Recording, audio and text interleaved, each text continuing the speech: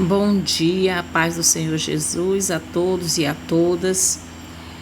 Estamos dando início a mais uma aula da Escola Bíblica Dominical da Igreja Assembleia de Deus, o Senhor é a nossa porção, presidente, pastor Normandinho Umburana, pastora dirigente, pastora Socorro Umburana, professora Marlúcia Osório. Então, nós estaremos estudando a lição de número 3, que tem como tema o despertamento renova o altar. Estamos estudando as lições bíblicas da CPAD, Jovens e Adultos, do terceiro trimestre de 2020, que tem como título Os Princípios Divinos em Tempos de Crise, a Reconstrução de Jerusalém e o Avivamento Espiritual, como exemplos para os nossos dias. O comentarista dessa revista é o saudoso Eurico Bergstein. Então, essa revista, como já foi dito em outras aulas, é uma reedição da que foi editada no ano de 1993, há 27 anos atrás. Então, essa revista foi escrita, fundamentada e baseada na verdade que é a palavra do Senhor. Por isso que ela ainda fala conosco nos dias de hoje. Então, ao lado tem aí uma imagem com o título da lição de hoje, lição de número 3, que é o despertamento renova o altar.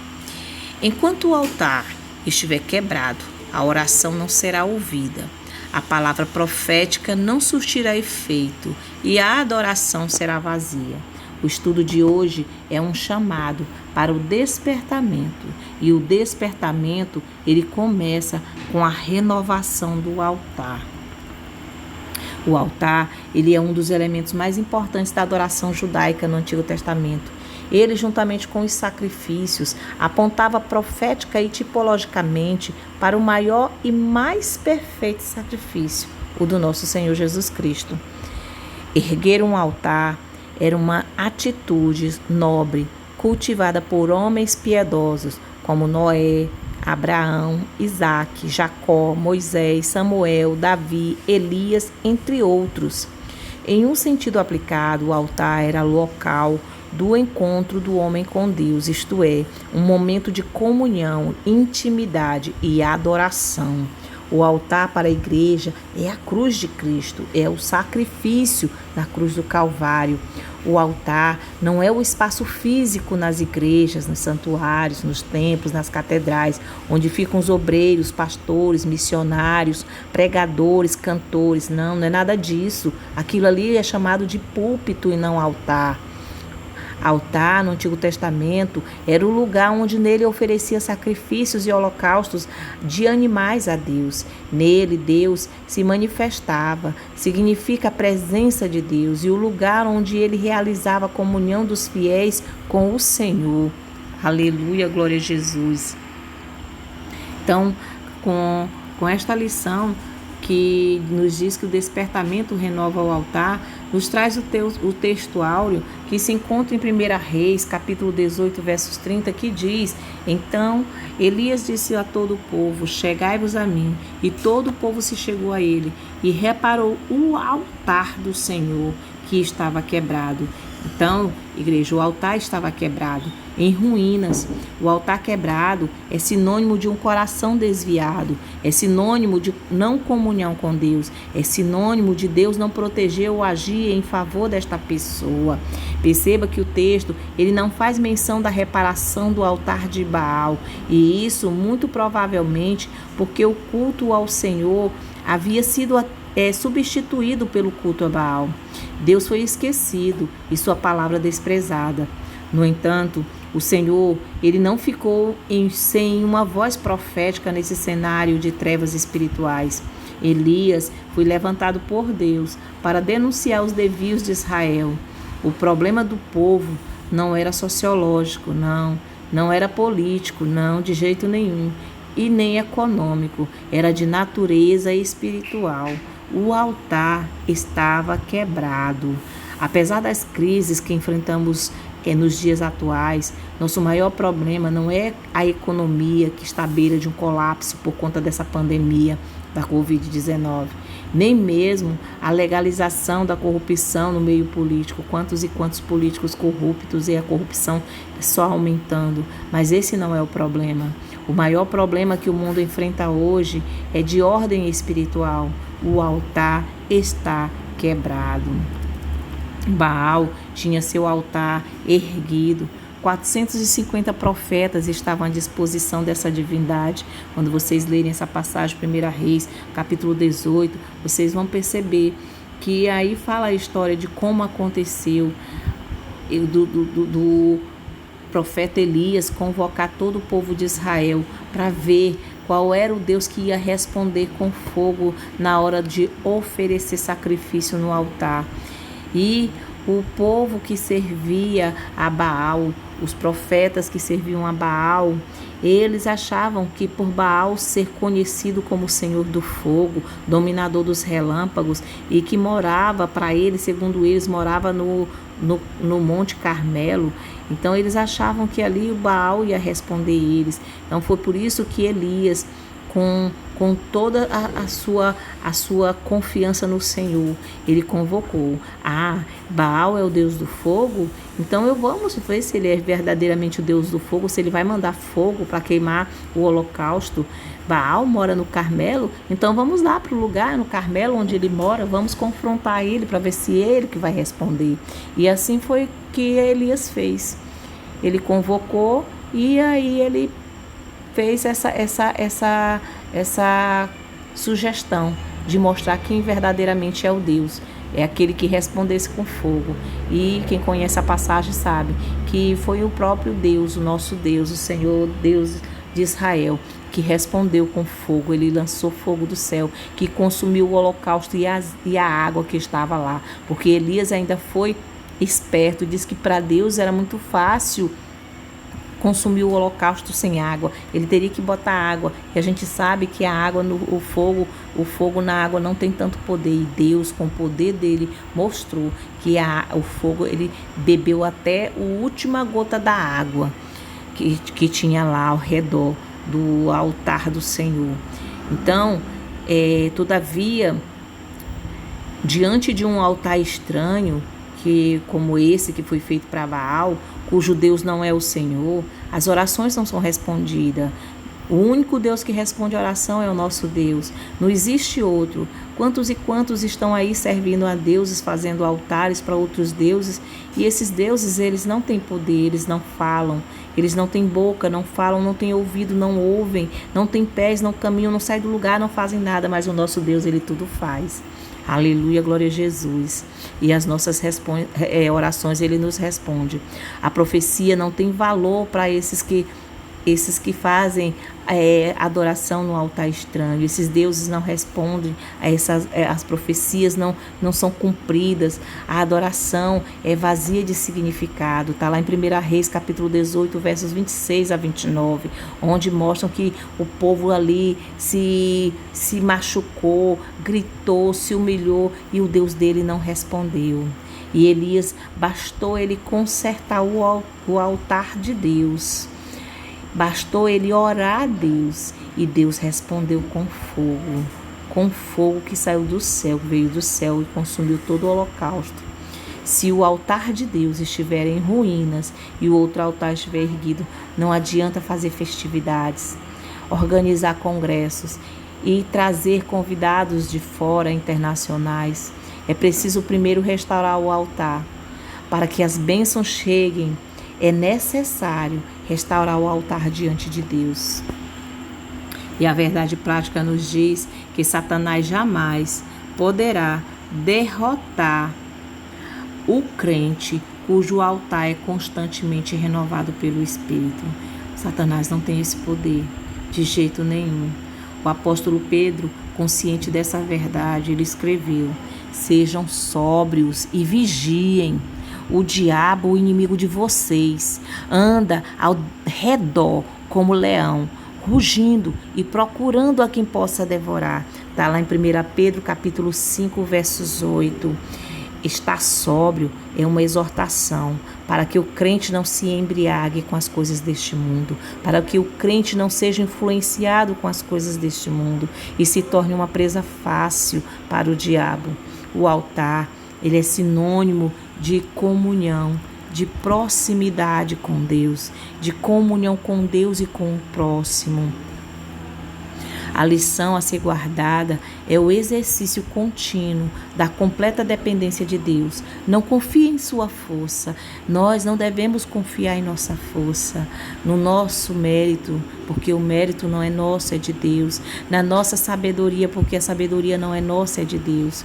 Só tem altar erguido quem reconhece que Deus é aquele que guarda, é aquele que livra, é aquele que sara, é aquele que abre, é aquele que fecha, é aquele que responde e faz todas as coisas. Quando a gente reconhece a nossa dependência total de Deus, a gente tem o nosso altar erguido e a gente consegue ver todas as respostas que Deus tem para fazer na nossa vida e agir na nossa vida.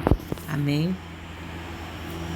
Leitura diária está segunda-feira, que fala do altar na vida de Noé, está em Gênesis 8:20. Terça-feira, que fala do altar na vida de Abraão, está em Gênesis 22, versos 9. Quarta-feira, que fala do altar na vida de Josué, que está em Josué capítulo 8, versos 30. Quinta-feira, fala do altar na vida de Gideão, que está em Juízes capítulo 6, versos 25 a 27. Sexta-feira, que fala do altar na vida de Davi, que está em 1 Crônicas capítulo 21, versos 26. E sábado, que fala do altar na vida da igreja, que está em Hebreus capítulo 13, versos 10 a 15. Todos estão descritos aí, abaixo de cada dia da semana, os versículos. E a leitura bíblica em classe se encontra em Esdras, no livro de Esdras, capítulo 3, dos versos 2 a 5 e dos versos 10 a 13. Que diz assim a santa palavra do Senhor. E levantou-se Jesua, filho de Josadaque, e seus irmãos, os sacerdotes, e Zorobabel, filho de Sealtiel, e seus irmãos, e edificaram um altar do Deus de Israel, para oferecerem sobre ele holocaustos, como está escrito na lei de Moisés, o homem de Deus.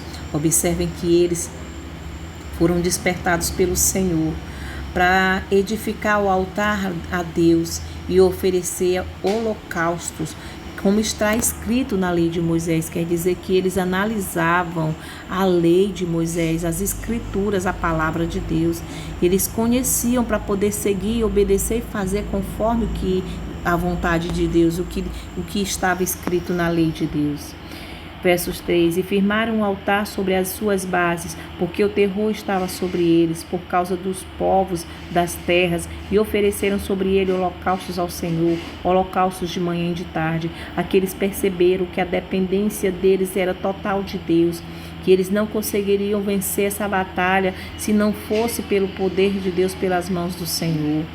Versos 4: E celebraram uma festa dos tabernáculos, como está escrito, e ofereceram holocaustos de dia em dia, por ordem, conforme o dito, cada coisa no seu dia. E depois disso, o holocausto contínuo e os das luas novas, e de todas as solenidades consagradas ao Senhor, como também de qualquer que oferecia oferta voluntária ao Senhor. Esdras capítulo 3, versos 10 a 13, que diz: Quando, pois, os edificadores lançaram os alicerces do templo do Senhor, então apresentaram-se os sacerdotes já parametrados e com trombetas, e os levitas filhos de Asaf com saltérios, para louvarem ao Senhor, conforme a instituição de Davi, rei de Israel.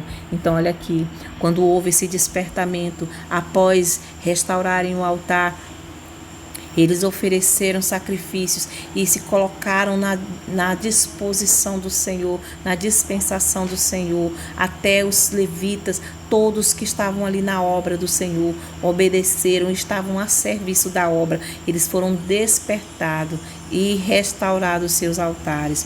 Versos 11 diz: E cantavam as reveses, louvando e celebrando ao Senhor, porque é bom, porque a sua benignidade dura para sempre sobre o povo de Israel. E todo o povo jubilou com grande júbilo. Júbilo quer dizer alegria em extremo, aleluia, contentamento. Quando louvou o Senhor pela fundação da casa do Senhor, então eles se alegraram grandiosamente, ficaram muito felizes porque estavam celebrando a Deus, eles estavam em comunhão bem próximo ao Senhor. Versos 12 diz: porém muitos dos sacerdotes e levitas e chefe dos pais já velhos, que viram a primeira casa sobre o seu fundamento, vendo muitos, levantaram as vozes, aleluia, vendo perante os seus olhos esta casa, choraram em altas vozes. Então, aqui eu vou parar bem aqui e explicar um pouquinho. Aqui ele diz que os sacerdotes, os levitas e os chefes dos pais, os mais velhos, os antigos, que viram a primeira casa, lá o templo de Salomão, viram que lá tinha muitas riquezas, viram o fundamento lá que foi construído em coisas do melhor, de tudo do melhor. Então eles olharam para o passado e esqueceram de olhar para a proximidade, para a presença do Senhor, para a glória de Deus, e choraram, e choraram. Fica a lição para a gente não olhar para o nosso passado para poder comparar, para poder olhar para trás e ver que talvez era melhor quando estávamos servindo ao mundo do que agora, porque agora só passamos por sofrimento. Não, a gente tem que ver e olhar com os olhos, como diz lá em Ageu, capítulo 2, versos 10, que a glória da segunda casa será maior do que a primeira, e se alegrar, porque como diz lá em Neemias, capítulo 8, se eu não me engano, que diz que a alegria do Senhor é a nossa força, e nós temos que ser confiantes e entregarmos nossa vida ao Senhor, porque a alegria dele é a nossa força, a nossa alegria é a força do Senhor. Aleluia, glória a Jesus. Versos 13 diz: de maneira que não discernia o povo as vozes de alegria das vozes de choro do povo. Ou seja, as vozes do povo que estavam se alegrando cobria as vozes de quem estava chorando, reclamando, argumentando o porquê, olhando para trás. A voz do choro foi abafada pela voz de alegria, porque o povo jubilava com tão grande júbilo que as vozes se ouviam de muito longe. Então, de distante se ouvia a alegria do povo quando estavam ali perante o Senhor, em comunhão com Ele. Amém. O objetivo geral dessa lição é identificar o que caracteriza o verdadeiro despertamento espiritual. Os objetivos específicos é elucidar aos alunos o significado do altar para o antigo pacto e entender que Cristo é o centro da nossa comunhão com Deus, comprovar que nem todos os despertamentos de hoje têm as características mencionadas de um verdadeiro despertamento. Confio no Senhor e espero nele que através do Espírito Santo nós consigamos alcançar todos esses objetivos. A introdução. Nesta lição, iremos meditar sobre um fato que caracteriza o verdadeiro despertamento. Trata-se da necessidade que os homens passam a sentir de se chegarem mais perto do altar de Deus, a fim de estarem cada vez mais perto de Deus. O ponto central desta lição é que Cristo, ele é o centro da nossa comunhão com Deus. A gente só pode chegar até Deus por meio de Cristo. Todo crente, ele é chamado para ter comunhão com Deus. Só podemos ter comunhão com Deus por meio de Jesus. Ele é o caminho, João 14:7. Jesus é a porta, João 10:9. Jesus é o único mediador entre Deus e os homens, 2 Timóteo capítulo 2, verso 5. O autor aos Hebreus afirmou: portanto, irmãos, temos plena confiança para entrar no Santo dos Santos, pelo sangue de Jesus, por um novo e vivo caminho que ele nos abriu, por meio do véu, isto é, do seu corpo. Hebreus capítulo 10, versos 19 e 20. A igreja tem um altar e oferece sacrifícios a Deus. No entanto, não é mais como antigamente na velha aliança. Veja o que diz o escritor aos Hebreus. Nós temos um altar, do qual não tem direito de comer os que ministram no tabernáculo. O sumo sacerdote leva sangue de animais até o Santo dos Santos, como oferta pelo pecado, mas os corpos dos animais são queimados fora do acampamento. Assim, Jesus também sofreu fora das portas da cidade para santificar o povo por meio do seu próprio sangue. Portanto, saiamos até ele fora do acampamento, suportando a desonra que ele suportou, pois não temos aqui nenhuma cidade permanente, mas buscamos a que há de vir por meio de Jesus. Portanto, ofereçamos continuamente a Deus um sacrifício de louvor, que é fruto dos lábios que confessam seu nome. Hebreus capítulo 13, versos 10 a 15. Então aqui, igreja, a gente está vendo que o sacrifício que era feito antigamente através dos corpos de animais e o sangue dos animais que eram queimados fora do acampamento, ele já foi cumprido no Senhor Jesus, no seu sacrifício na cruz do Calvário. E que ele suportou tantas coisas e que nós também devemos suportar. E que a gente não tem que ficar preso às coisas desse mundo, a essa idade, às coisas terrenas. Nós temos que estarmos buscando é o que há de vir, a cidade que está preparada para nós. E que é somente por meio de Jesus Cristo que a gente consegue oferecer continuamente sacrifício a Deus, sacrifício de louvor, que sai dos nossos lábios, que confessamos o nome do Senhor. Amém? Vamos agora para o tópico 1, que fala do despertamento conduz o homem ao altar. Como que esse despertamento vai conduzir o homem ao altar? Então, vamos ver. O item 1 diz: os judeus sentiam a necessidade do acesso a Deus, que o altar lhes proporcionava. O propósito que traziam no coração ao retornarem do cativeiro precisava ser muito firme, porque estavam rodeados de inimigos cruéis. A Bíblia diz: o terror estava sobre eles por causa dos povos da terra. Está lá em Esdras, capítulo 3, versos 3. Por isso mesmo, o povo sentia que precisava do acesso a Deus através do altar, que diz: este será o holocausto contínuo, perante o Senhor, onde vos encontrei para falar contigo ali. Está lá em Êxodo capítulo 29, versos 43. Os judeus agora almejavam estas bênçãos através do altar. Então, o que conduz a gente ao altar é almejar estar na presença do Senhor. O que traz o despertamento é a gente estar buscando restaurar o nosso altar, buscando estar oferecendo o holocausto constante ao Senhor, contínuo perante o Senhor. Os judeus, eles sentiam essa necessidade do acesso a Deus através do altar. E somente o altar quem proporcionava. O governador Zorobabel e o sacerdote Jesua lideraram o primeiro grupo que retornou de Jerusalém. Está lá em Esdras capítulo 2, versos 2. A cidade de Jerusalém, ela estava completamente desolada, estava destruída. Seus muros estavam caídos, o templo estava em ruínas e as cidades devastadas.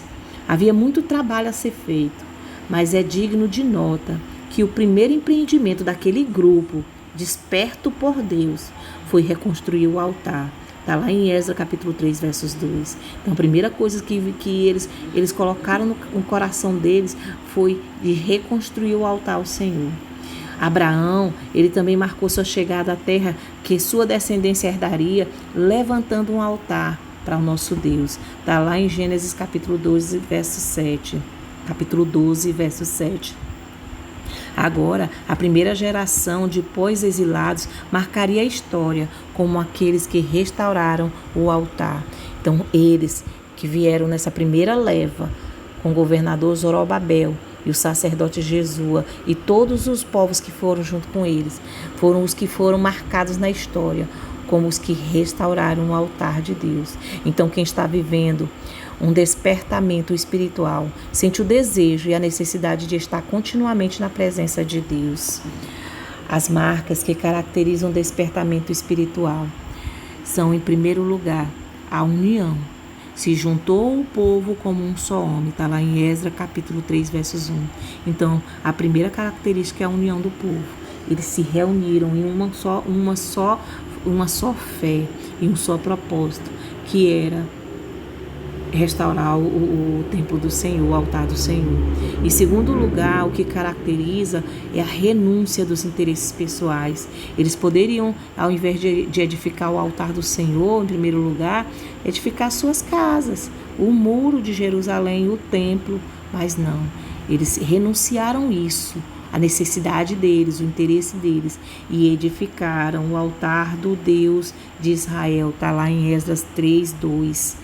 E a prioridade do povo era buscar a vontade de Deus e ter comunhão com Ele. Essa era a maior vontade deles. Eles renunciaram aos seus desejos pessoais para ter comunhão com Deus. E em terceiro lugar, a marca que caracteriza o despertamento espiritual é a adoração e a obediência segundo os preceitos de Deus. Está lá em Esdras capítulo 2, versos 2b, que diz assim: ofereceram sobre ele o holocausto como está escrito na lei de Moisés. Então eles obedeceram à lei, eles adoraram ao Senhor. A gente adora ao Senhor até na obediência, conhecendo a palavra. A gente só pode obedecer o que a gente conhece, o que a gente não conhece, a gente não obedece. Por isso é que há necessidade de se ler a palavra, de se meditar nela dia e noite, para que possamos obedecer e adorar o nosso Deus.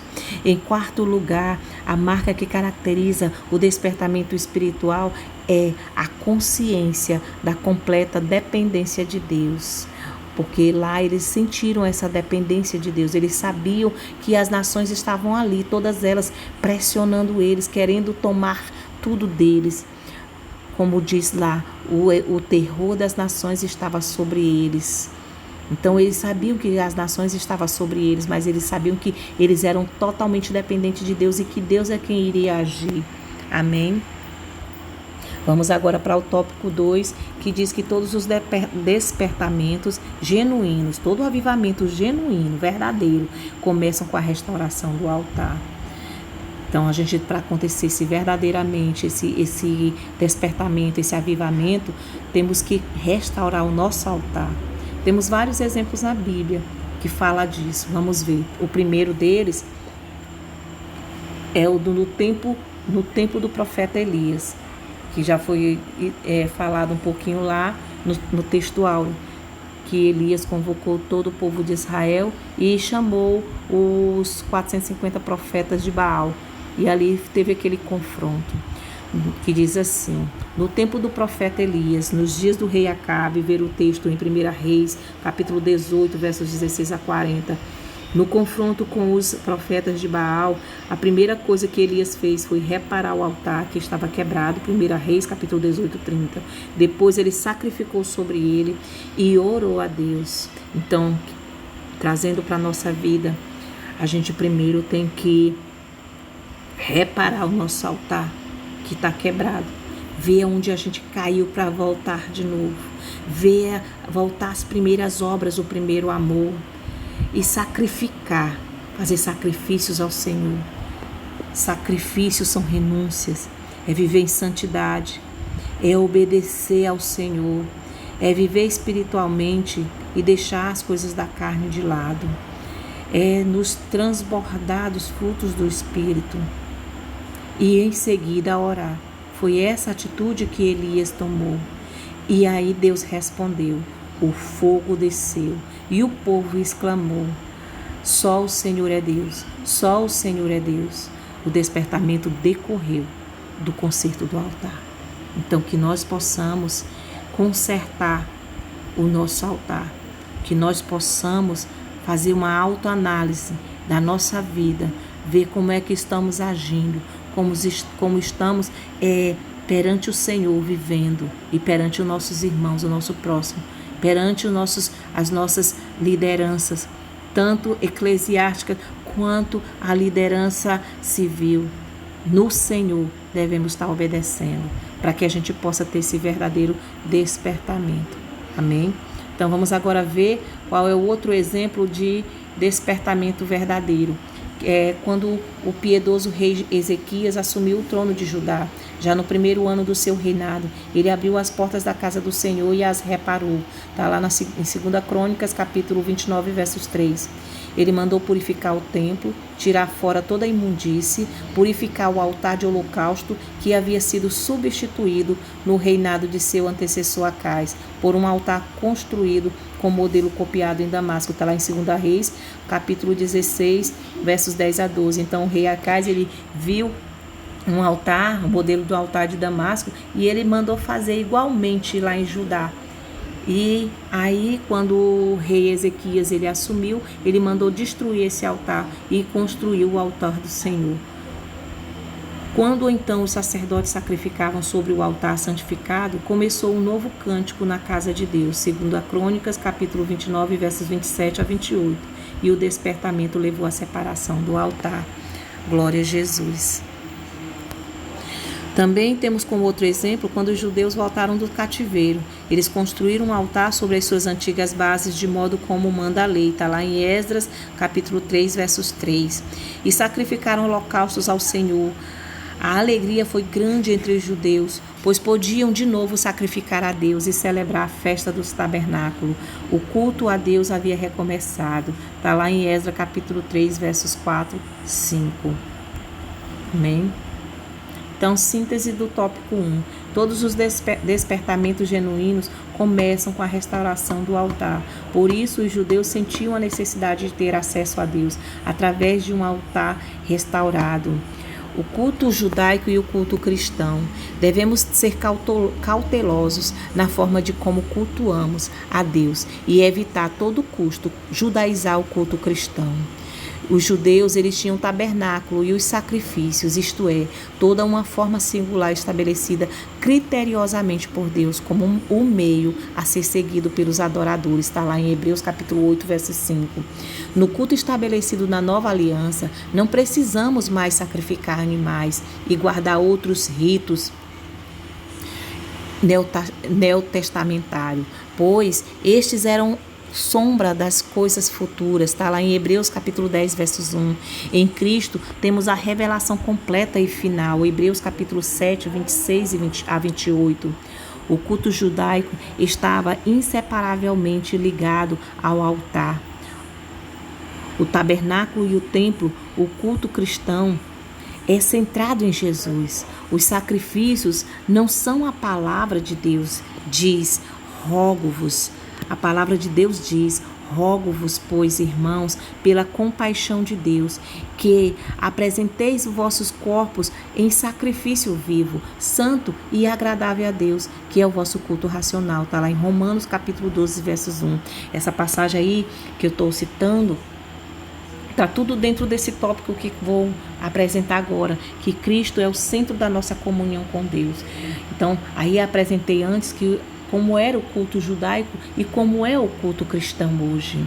O culto judaico, eles tinham que apresentar perante o tabernáculo sacrifícios de uma forma singular e criteriosa por Deus, feita por Deus. Eles seguiam à risca, até a adoração era de acordo com o que foi escrito, com como Moisés deixou escrito para eles obedecerem.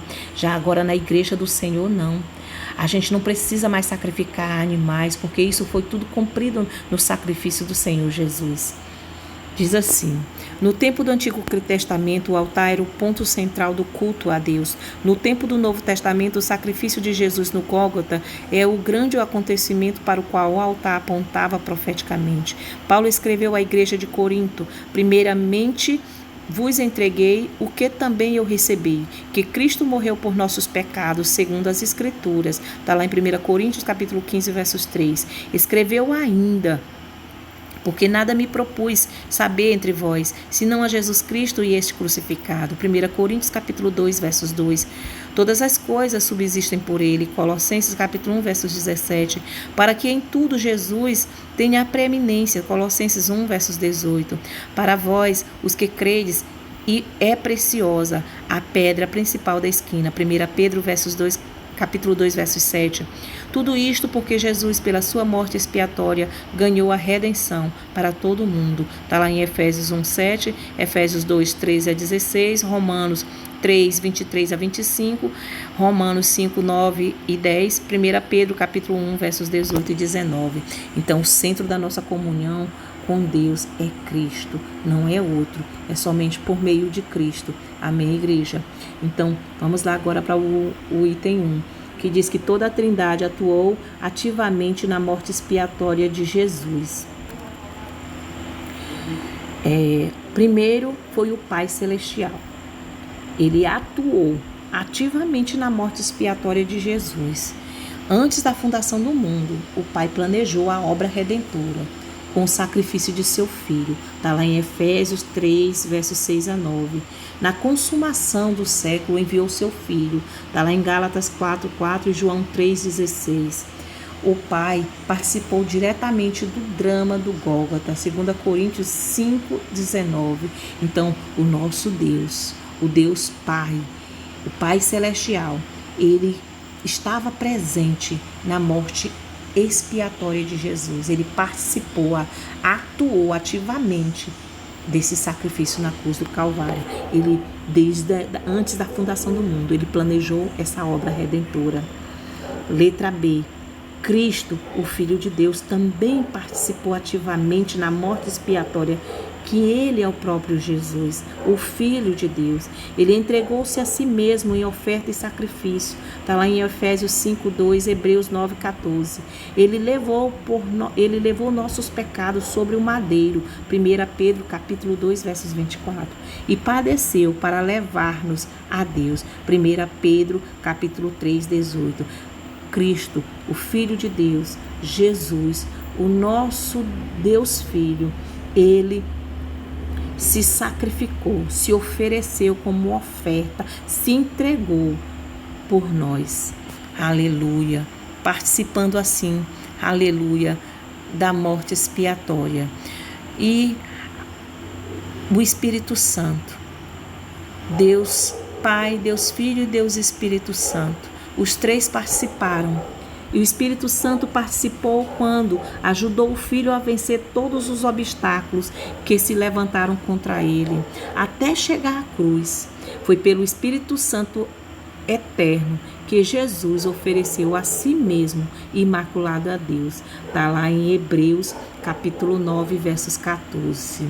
Cristo é o centro de nossa comunhão. Comunhão significa ter união, paz e partilha com alguém. Quando duas ou mais pessoas fazem coisas juntas em harmonia, estão em comunhão, a vontade de Deus é que vivamos em comunhão com Ele e uns com os outros. A Bíblia diz: já não vos chamo servos, porque o servo não sabe o que faz seu senhor, mas eu vos tenho chamado amigos, pois tudo que ouvi de meu Pai eu compartilhei convosco. João capítulo 15, versos 15. Então, olha aqui a comunhão com o Senhor, através do nosso Deus, através de Jesus Cristo. A comunhão com nossos irmãos, a partilha é que faz com que a gente venha, aleluia, estar com o nosso altar restaurado. Amém?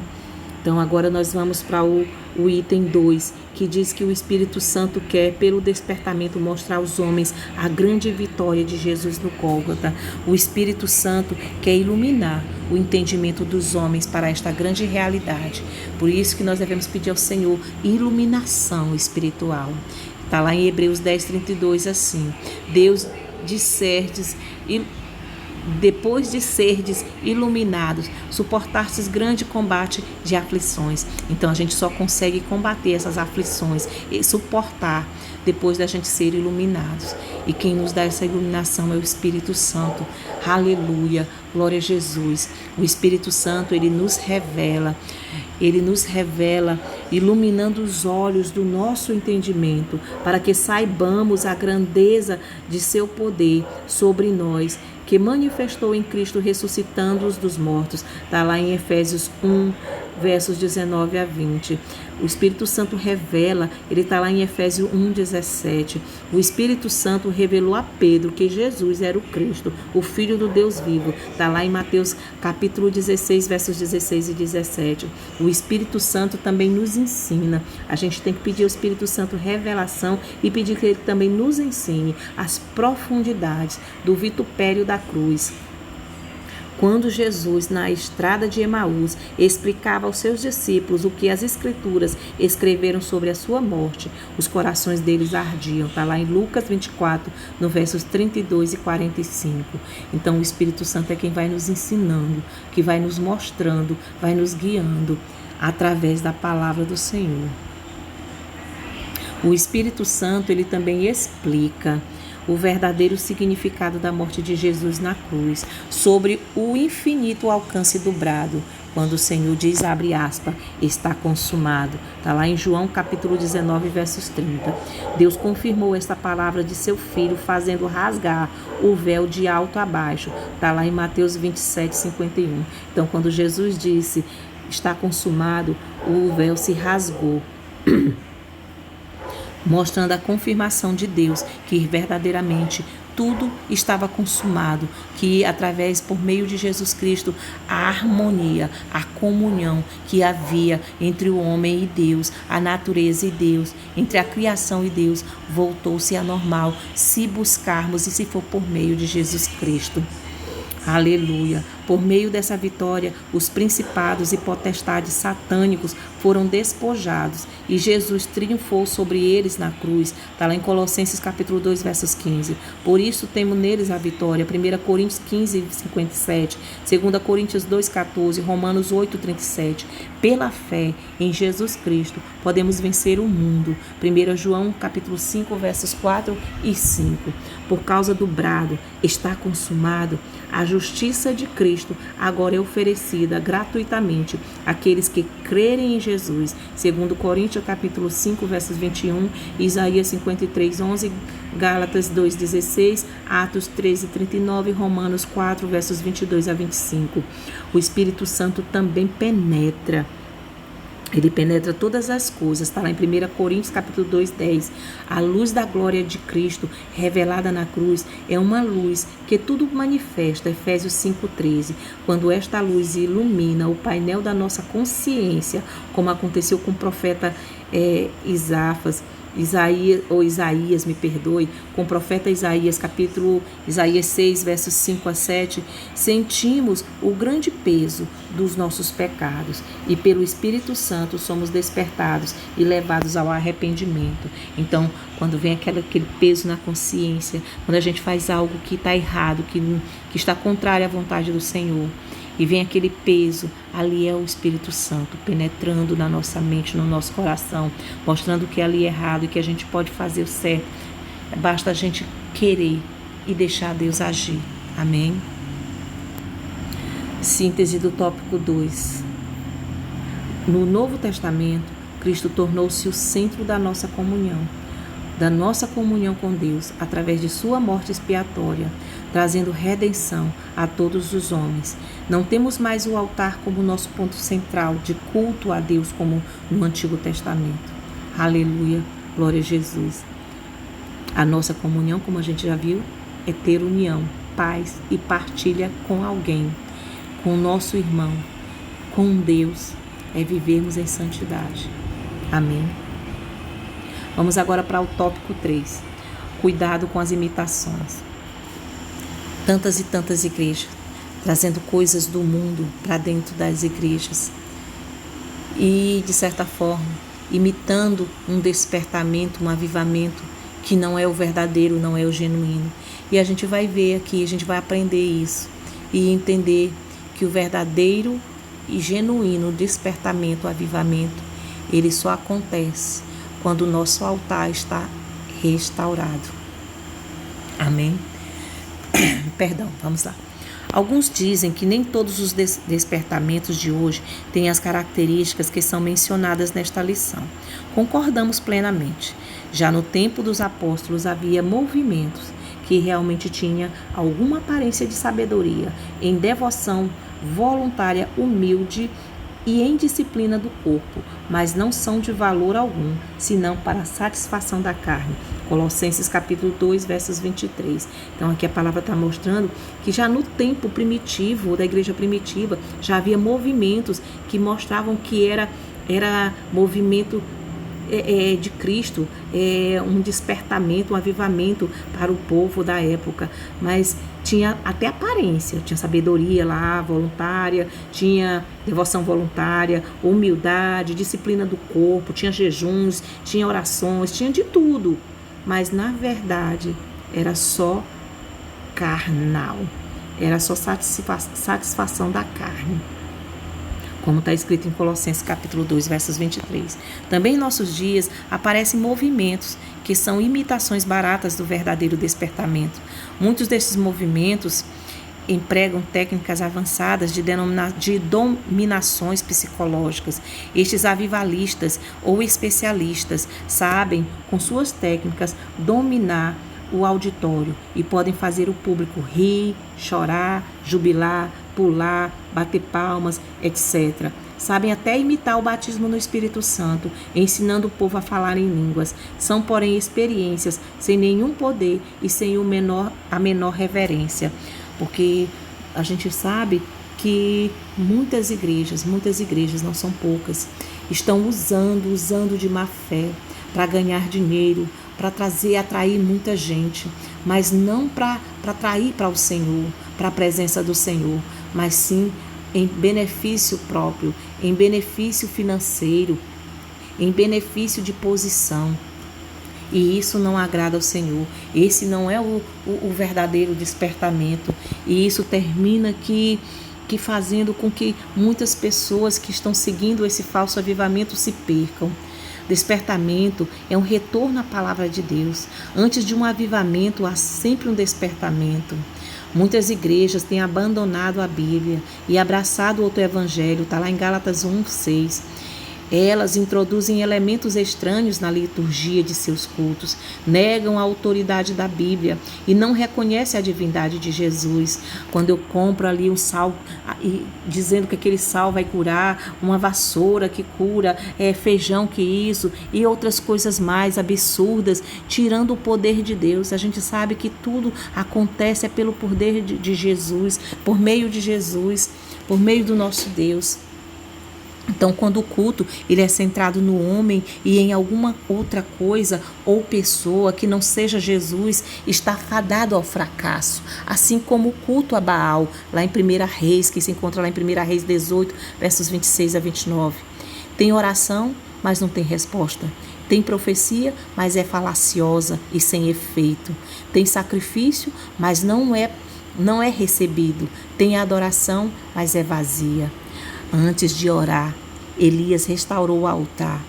Antes de profetizar, o profeta restaurou o altar. Antes da resposta divina, o altar foi levantado. Nós precisamos estar com o nosso altar erguido diante de Deus. Uma de nossas igrejas sentiu-se obrigada a orientar os irmãos acerca de um movimento que faz de suas reuniões shows com apresentações de cantores evangélicos, Nesses shows dominam aplausos, vaias, gritos, assovios, bebidas alcoólicas, jovens dançando e se requebrando de modo que até mesmo sensual, enquanto hinos estão sendo entoados. Cuidado, este tipo de imitação pode fazer com que a glória de Deus se afaste. Todo movimento feito sem que o Espírito Santo esteja na direção não pode prosperar. É como uma tartaruga deitada de costa. Pode estar ali mexendo os pezinhos dela para cima, mas não sai do lugar. Movimenta os pés, mas fica no mesmo lugar. Mantenhamos o Espírito Santo na direção. Então veremos cumprir-se a palavra que diz: vão indo de força em força. Está lá em Salmos 84, verso 7. Glória a Jesus. Aleluia. Glória a Jesus. Então, se não há retorno à palavra de Deus, aos bons costumes e à sã doutrina, é heresia e satisfação da carne, e não há despertamento genuíno. Um dos perigos que devem ser observados por nós e que estamos vivendo hoje é participarmos de dois extremos que podem nos fazer perder, até mesmo perder a salvação. Quais são esses extremos? Um é atribuir ao Espírito Santo obras não realizadas por Ele. Quantos e quantos estão fazendo milagres, prodígios e maravilhas que não é através do Espírito Santo, e sim através de espíritos malignos? Quantos estão dizendo o Senhor mandou dizer, enquanto não é o Senhor que está mandando dizer? E o segundo perigo que nós devemos observar no segundo extremo é de não atribuir ao Espírito Santo obras realizadas por Ele. Coisas que o Espírito Santo é que está fazendo e a gente coloca como se fosse a gente. Fulano ficou bom, foi porque eu orei. Fulano conseguiu a vitória, a porta se abriu, foi porque eu orei, foi através da minha oração.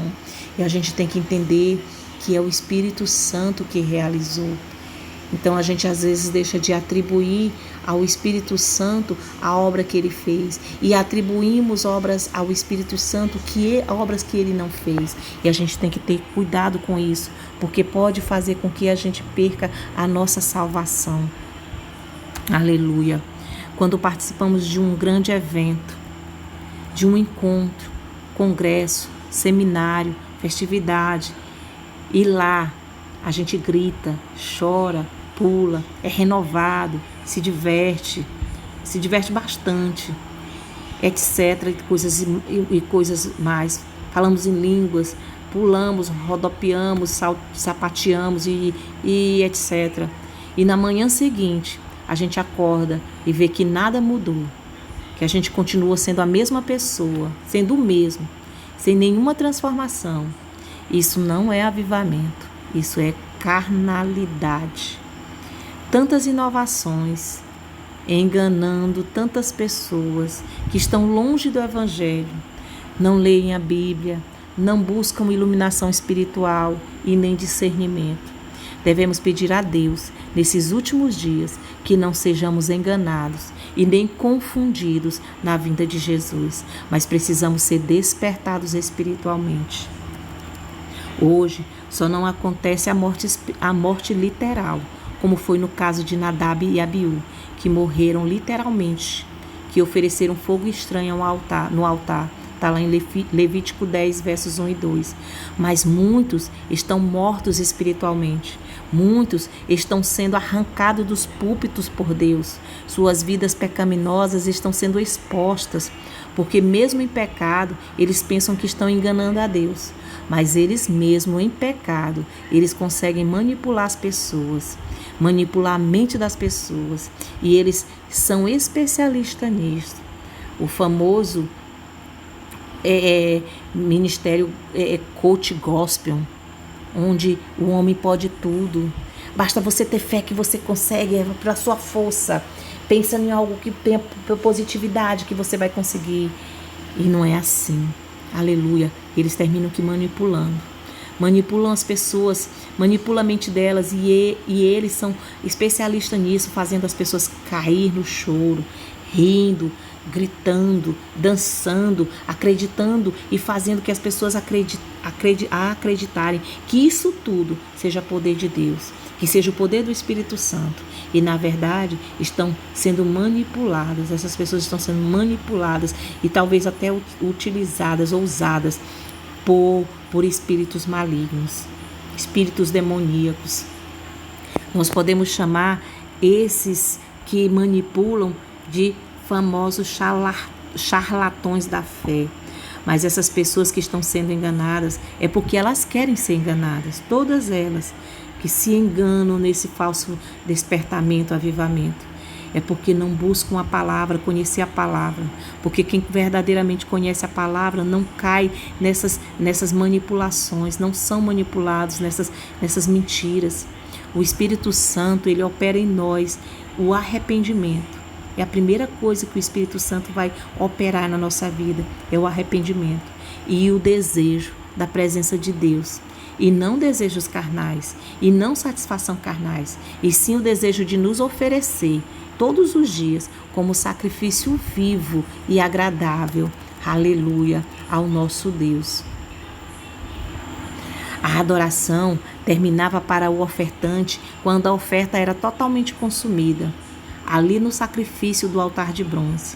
Ofertas vivas à adoração está em todos os lugares. Uma vida de adoração, e para ser adorador, você não precisa de inovações, de imitações, de luzes coloridas na igreja, de cores diferentes pintadas dentro dos templos. Nós não precisamos de músicas diferentes, de pregadores diferentes. Cada vez que tiver um culto, vem um pregador de fora. Não, nós não precisamos disso. Nós não precisamos de mensagens direcionadas. Nós não precisamos de púlpitos com shows, porque o próprio Deus fala do jeito que Ele quer. E não precisamos estar ali com shows para poder estar adorando o Senhor de jeito nenhum. Hoje fazemos tudo para atrair a atenção das pessoas. Infelizmente, muitas igrejas apresentam quadrilhas gospels, boate gospels, blocos evangélicos em carnavais, com a desculpa, o argumento de que o objetivo é evangelizar, mas na verdade não é, porque o Senhor diz que a gente não podemos nos misturar, que as trevas não fazem comunhão com luz e vice-versa. Também riquezas fáceis, campanhas heréticas nas igrejas.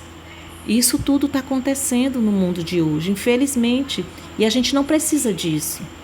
E nós esquecemos o principal, de que nós precisamos atrair a presença de Deus e não as pessoas para as coisas do mundo, mas sim para a presença de Deus. Atrair as pessoas para a presença de Deus e atrair a presença de Deus para a nossa vida.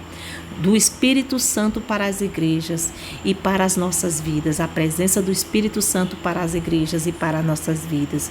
O que nós precisamos, na verdade, é ter uma mente renovada que nos faz viver em sacrifício diariamente. Está lá em Romanos capítulo 12, versos 1 e 2. Isso somente o Espírito Santo pode fazer por nós.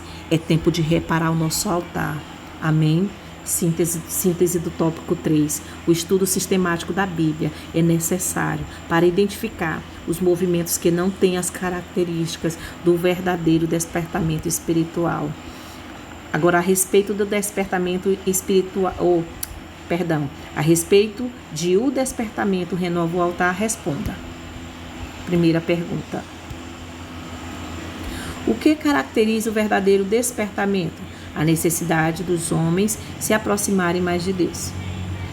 Como começam despertamentos espirituais genuínos? Começam com a restauração do altar. Em relação ao altar, o que representa Cristo hoje para nós? Representa o ponto central da nossa comunhão com Deus. Quarta, qual a atuação do Espírito Santo na morte vicária de Cristo? O Espírito Santo ajudou o Senhor Jesus a superar todos os obstáculos para que a sua obra vicária se completasse no Gólgota. 5. Por que devemos tomar cuidado com os falsos despertamentos? Porque comprometem o desenvolvimento sadio da obra de Deus. Agradeço a Deus em primeiro lugar, aos meus pastores Normandi e Socorro Burana e a todos e todas que apreciam as aulas da EBD nesse ministério. Grata a Deus pelas conquistas e por tudo que nos tem feito, mas peço a Ele para nos dar sabedoria e que o Espírito Santo nos ajude a renovar nosso altar diariamente. Tá aí uma imagem, finalizo com essa imagem, Deus respondendo Elias com o fogo do céu, e que Ele venha responder a nós também, em nome de Jesus. E aqui, mais uma vez, eu agradeço e que Deus abençoe a vida de cada um de vocês. Amém?